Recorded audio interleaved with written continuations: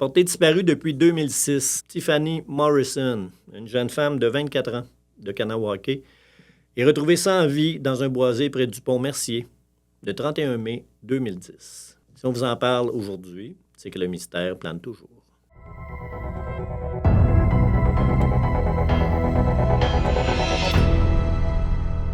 Valérie, toi, tu es entrée au soleil en 2009. Exactement. Et le cas de Tiffany Morrison, est-ce qu'il t'était familier? À l'époque, pas particulièrement, mais il faut dire que ça faisait déjà 3 ans qu'elle était portée disparue. Mm-hmm. Dans quelles circonstances elle avait été portée disparue? Pour mettre en contexte, Tiffany Morrison, jeune femme de 24 ans, Mohawk, donc d'origine autochtone, qui habitait dans la communauté de Kanawake. Mm-hmm. 17 juin 2006, décide de sortir dans un bar. Un samedi soir. Exact, à La Salle. On s'entend, La Salle, c'est juste l'autre côté, C'est à côté. de Kanawake. 10 minutes en taxi. Exact. Mettons. Il y a le pont Mercier, dans le fond, C'est entre ça. les deux. Ouais. Puis, à la fin de la soirée, elle aurait quitté en taxi. Peu avant minuit, je crois. Hein? Oui, c'est sûr. Elle a quitté en taxi avec une connaissance de la communauté autochtone et elle n'est jamais rentrée chez elle. OK. Le passager était un membre de la communauté aussi, un homme dans la vingtaine. Tiffany disparaît. La disparition de Tiffany a été signalée Signalée. à la police. Puis, au départ, c'est quelque chose qui avait un peu frustré la famille. Il faut comprendre qu'à Kanawake, ils ont leur propre corps de police, Oui. qu'on appelle les peacekeepers. Donc, c'est vers eux que la famille s'est tournée pour se dire on la trouve plus, finalement, Tiffany. Il n'avait pas été pris très au sérieux. Il se disait OK. elle est peut-être partie chez des amis, puis elle va revenir. Pourtant, Tiffany n'était pas connue pour être fofolle ou quoi. Elle a un enfant de 4 ans, pas le genre à partir sur une balloune, comme on Non. dit. Là. Les proches étaient un petit peu frustrés de voir l'attitude des peacekeepers qui dit c'est pas grave, elle est peut-être partie, puis elle va revenir, inquiétez-vous pas tout de suite. Alors que pour eux, c'était pas normal qu'elle soit pas revenue à la maison ou qu'elle ait pas donné signe de vie, là, parce que, comme tu le mentionnes, elle était la maman d'un jeune enfant. Ouais. On diffuse les infos par rapport à sa disparition. Puis pour en revenir à la connaissance avec qui elle a pris le fameux taxi, ben c'est pas lui qui a levé la main pour dire en passant, oui, j'étais avec elle ce soir-là, on est revenus ensemble.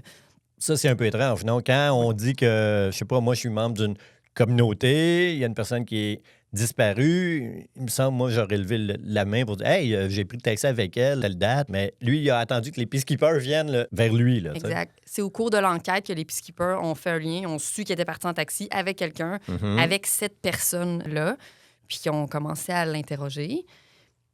Je veux dire, aujourd'hui, il n'y a toujours pas d'arrestation. Non. Et sa version à lui, c'était quoi? Il avait pris, effectivement, Oui, un il a pris le taxi. pour revenir sur la rive sud Ouais. et qui aurait sorti du taxi en premier. En premier. Mais encore une fois... Laissant Tiffany et le chauffeur de taxi. Exact. OK. C'est Par sa contre, version. pour la famille, c'est pas logique parce que cet individu-là demeurait dans ce qu'on appelle le village, si on veut, à Kanawake, alors qu'elle habite proche de la route 132. Ouais. Donc, pourquoi le chauffeur de taxi aurait fait le tour du village pour aller le porter alors que la route 132, c'est à côté du pont Mercier? Ouais. Donc, normalement, il aurait dû déposer Tiffany en premier. Ceux qui empruntent cette route-là ont vu pendant des mois, pendant des années, même une grosse affiche.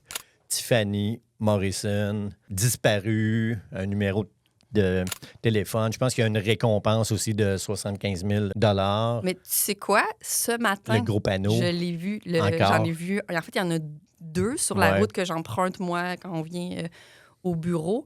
Le fameux gros panneau numérique que les publicités changent. Là. Ben, c'était le visage de Tiffany avec le numéro de téléphone. Là, c'est le numéro des peacekeepers. Je pense que c'est parce qu'on est en territoire autochtone, même si officiellement, c'est la Sûreté du Québec.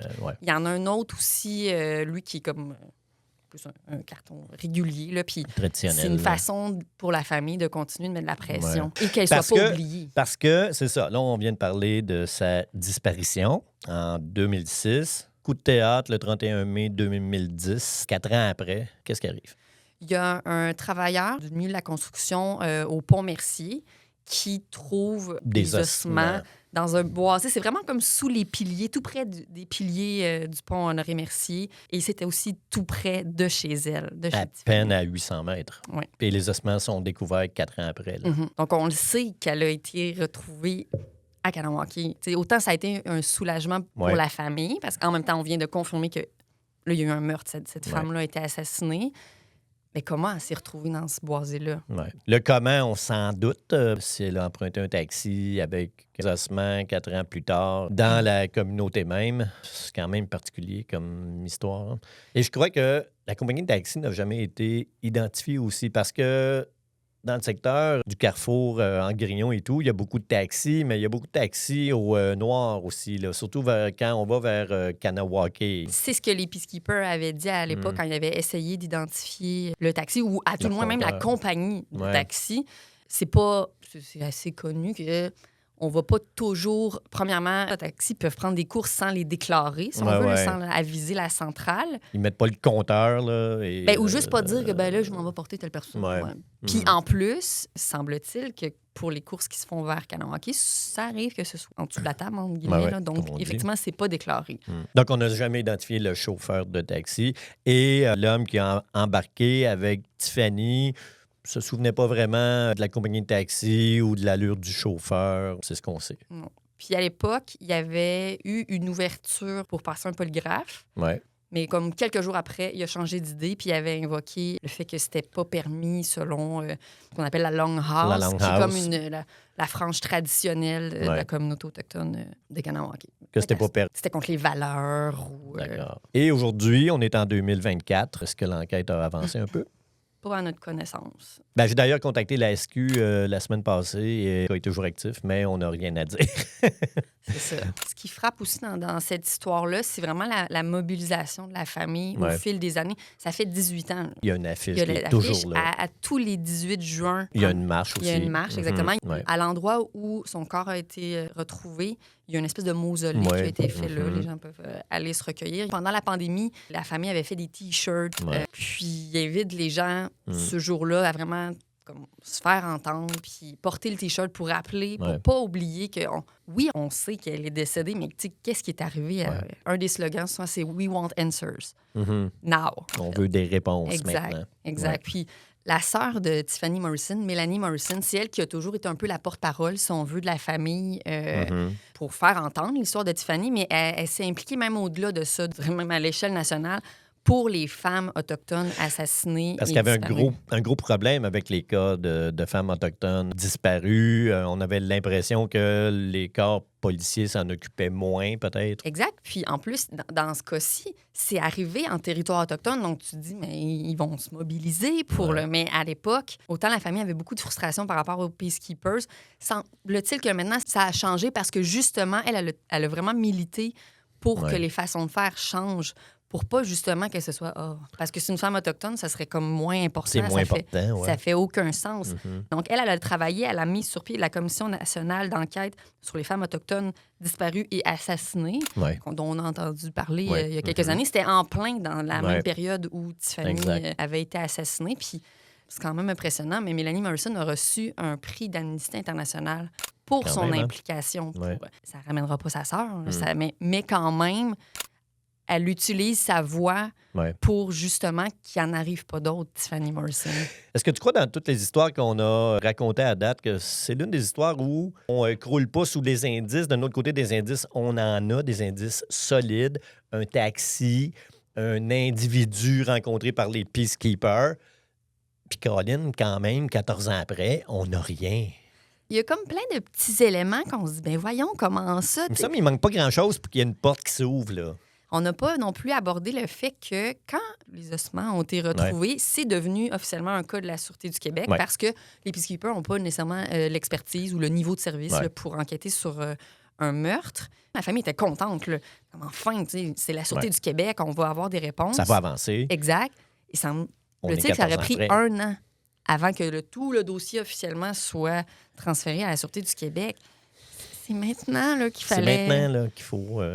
Les relations entre Kanawake puis la Sûreté du Québec, c'est délicat. C'est toujours tendu, même si aujourd'hui, ça va mieux. Là. C'est moins tendu que ça a été il y a 10 ans, 15 c'est ans. Ça. Là, après la crise autochtone en 1990, c'était pas du tout les bienvenus. Non, c'était un contexte complètement différent. Je veux dire, c'est un meurtre. On n'est pas loin, mais en même temps, ça bouge pas. On n'est pas capable d'aller à l'ultime étape pour aller une arrestation. D'ailleurs, tu me parlais tantôt de récompense. Au fil des ans, il avait commencé avec une récompense de 10 000 pour si quelqu'un avait quelque chose à dire. Ça a monté à 75 000 et j'ai contacté la famille récemment et cette récompense-là est toujours active. Là. Ouais. Si des informations permettaient une éventuelle condamnation, je veux dire, elle est là cette récompense-là. Mais jusqu'à maintenant, ça n'a pas porté fruit. On s'entend, il y a 2 personnes qui auraient quelque chose à dire. Le chauffeur de taxi, qui n'a jamais été identifié. On ne connaît même pas la compagnie. Il y a 2 noms qui circulent, mais bon. Et le membre de la communauté qui est embarqué avec elle. Exact. Ces 2 personnes-là ont encore des choses à dire. C'est sûr qu'ils savent quelque chose. Je pense que le secret est caché entre ces 2-là. Un ou l'autre. Là.